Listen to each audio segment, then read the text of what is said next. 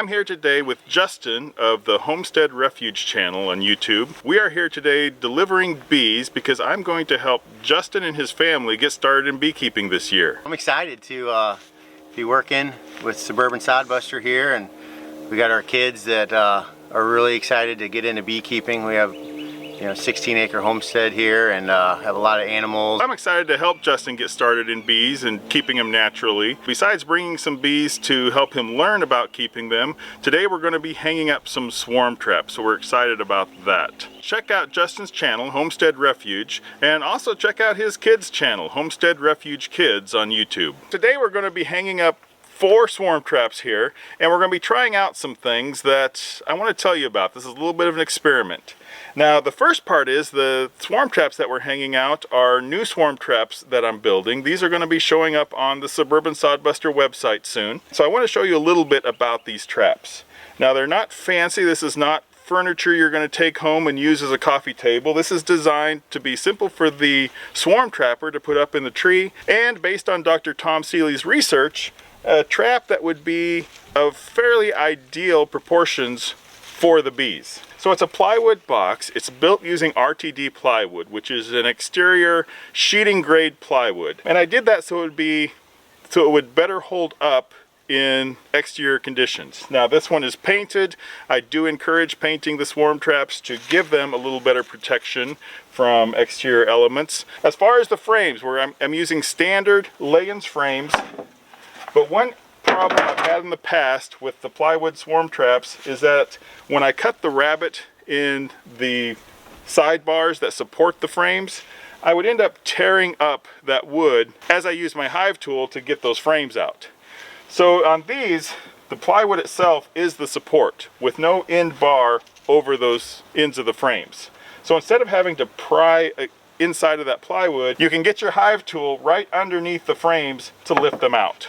So hopefully that'll be a lot easier for removing the frames from this. Because these frames don't have anything on the ends of them to hold them in place, there's a possibility they could slide back and forth as you're moving the swarm trap around.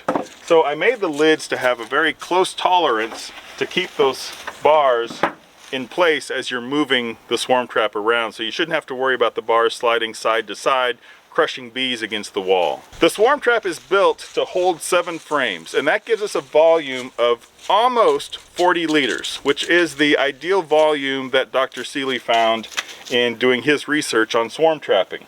So it holds 7 frames. Now we have these populated today with 1 frame in each of these swarm traps of old comb, preferably comb that's been used as brood comb, and that will really help to attract the bees. Having that old comb is kind of a key for your swarm traps. The rest of these frames are frames that I've built. I have each hive, I have 2 different types of wiring in them. I have the straight wire frames, and I used wood strips. These are basically craft sticks as a starter strip for the bees to build their comb on. I did coat these with some beeswax to help the bees adopt those as a starting point and attach their wax to them. That may not be critical. Bees move into all sorts of spaces, attach their comb to wood in all sorts of conditions, but hopefully that will help a little bit. I also have what I'm calling the X-wire frames. I wired these frames with the wires crossed over.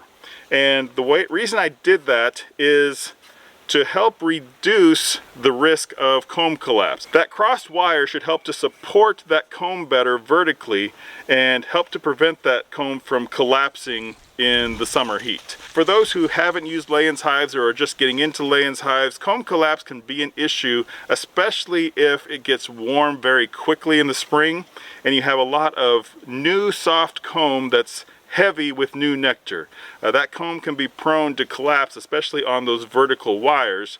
So I'm hoping that this X-wire frame will help to reduce that likelihood. And I'm going to have both straight wired and X-wire frames available on the website. As far as hanging the swarm trap, one thing I know a lot of people struggle with is taking that big box, putting it up in a tree and leveling it. So I've made a separate hanger for these swarm traps for that purpose. My hanger uses 2 French cleats on a simple 1x6 board. So all you have to do is take this up, wherever you're going to hang your swarm trap, hang this, get it level, and then you're ready to put up your box. Then you just take your box, put it up, hang it on the cleats. And you don't have to worry about trying to get that big box level because the hanger is already level. Once it's up there on the hanger, you don't want anything to knock the box off, and it's not likely that something will, but you can take a standard 2x4, slide it in, and that's going to lock those hangers in place to where you cannot get that box off of the hanger unless you pull that lock out. As a simple way of keeping that block in place, I just put eye screws in the ends, and we can take a bungee cord, wrap it around the hive, and that'll keep that block from sliding out either way. So that swarm trap should stay in place on the hanger really well. Now, the part that we're going to be experimenting with today is how we're going to bait the swarm trap. We already have that old comb in there, and that is really beneficial for attracting swarms. I have always, as a standard, used lemongrass oil in slow release tubes. And I'm going to be selling packets of these on my website, so you can be looking for that. But I was recently contacted by the developer of Swarm Commander, and he had seen my video on catching swarms, and he asked if I would be willing to give Swarm Commander a try, and why wouldn't I? So he sent me a sample of the 2-ounce Swarm Commander spray. He sent me a Swarm Commander Super Lure, which basically you just hang inside of your hive, or, you know, I guess, Justin, if you wanted to use this as an air freshener in your car, you could hang that too. What we're going to be using today, because it's very similar to the slow release tubes, are these Swarm Commander crush tubes. And so you basically crush the vial, and it has a little, looks like a piece of cotton in the end, and so it's going to soak into that and then put that inside of your swarm trap. So we're going to be hanging 4 swarm traps today. We'll alternate them. One will have lemongrass oil, the next will have Swarm Commander, and so on, and we'll see how things go. Now, this is a small sample. It may not be a terribly scientific experiment, although I've tried as much as possible to make everything else consistent in these bait hives. So the biggest difference should be whether it's lemongrass oil or Swarm Commander, and we'll see who wins. Where do you put it in there? Is it towards the front or towards the back, or does it matter? Okay, we'll put the lure, we'll drop the lure in before we hang the box. Yeah. And we'll just drop it in like right by the entrance. Okay. You want that scent to be close to the entrance. Okay. Yeah. And then this is just like... Yeah, that one, he made that to hang like from the end. Oh, okay, I see of it a now. bar. It looks like a bee. Okay. Yeah.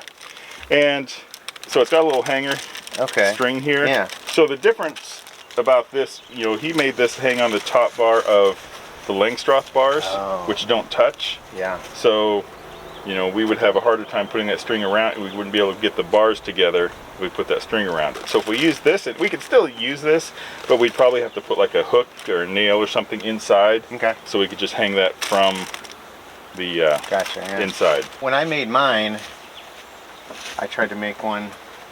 That's interesting the way that you just did that on this. That seems like a good idea. The one that I made from the plans had 2. I have never put a top vent on mine. Yeah. I can see that there could be a benefit of them. I've also seen on hives I've had that had top vents that the bees will propolize over it. Oh yeah, so, just cover it in. Yeah. Justin, you ready to go hang some swarm traps? Yeah, I'm excited. All right, let's get to it. Justin and I took turns hanging the swarm traps. Here's Justin putting one up in the tree. First he puts in a screw so he can easily hang the hanger, and from there he checks the level and plumb of the hanger, and then attaches it to the tree. We used 3 3-inch self-drilling screws to attach these, and they seemed very secure with that. Once the hanger was in place, then Justin carried the swarm trap up the tree, simply put it on the hanger. Once it's in place, he took the locking block and slid it into place, and put a bungee cord around the box to hold that locking block in place so it won't slide out either way. And that's all there is to hanging the swarm trap. We'll also give a brief demonstration of how we baited and prepared the swarm trap before we hung it. So you just break that little tube. Break that, let it soak into the cotton there. And since we don't have a landing board, I just rub a little bit on the inside on the bottom. And then just lay the tube there. Try to make sure that's close to the entrance.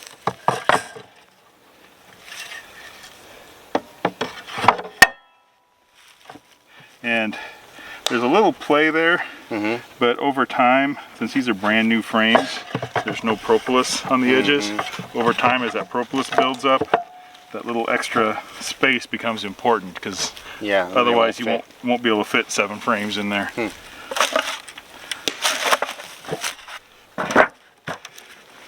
The ratchet strap that we used here is the simplest and most reliable method I could come up with for attaching the lid securely.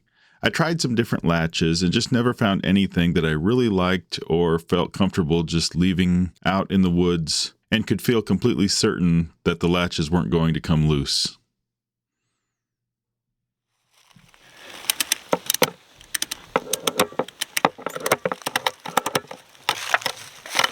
So we got these swarm traps up, put all 4 of them up. We put Swarm Commander in 2 of them and put lemongrass oil in the other 2. And we were able to hang them in pairs. We found 2 straight trees that are fairly close together, hung 2 traps at about the same height, each one with a different swarm lure. Now we wait and see which ones the bees choose. What did you think about the swarm hanger system? I thought it was really easy to use. I mean, to put the hanger on the tree first and not have to carry the whole swarm trap up the tree made it a lot easier. Yeah, I mean, it's simple just to get that on the tree and get it level, and then hang the swarm trap on there. It's pretty simple, and then just slide that 2x4 block in there. So it went about as smooth as I could have expected it. Yeah, and necessity is the mother of inventions, and I hate being up on ladders with heavy things, so yeah, that's one way to avoid having to do that. Hang the light part, get it leveled out, and then worry about putting the trap on it. So, I think it works pretty well. And yeah, it went pretty quick. I mean, we probably did the 4 of these in maybe just a little over an hour, probably, with lunch break in there. Yeah, we will obviously be doing a follow-up video on how well these swarm traps do and what do the bees choose as far as a swarm lure, but also on this family's progress in getting started in keeping bees. Keep your eyes on the website for the swarm catching items that I showed earlier, and watch for the next video. Until then, thanks a lot for watching.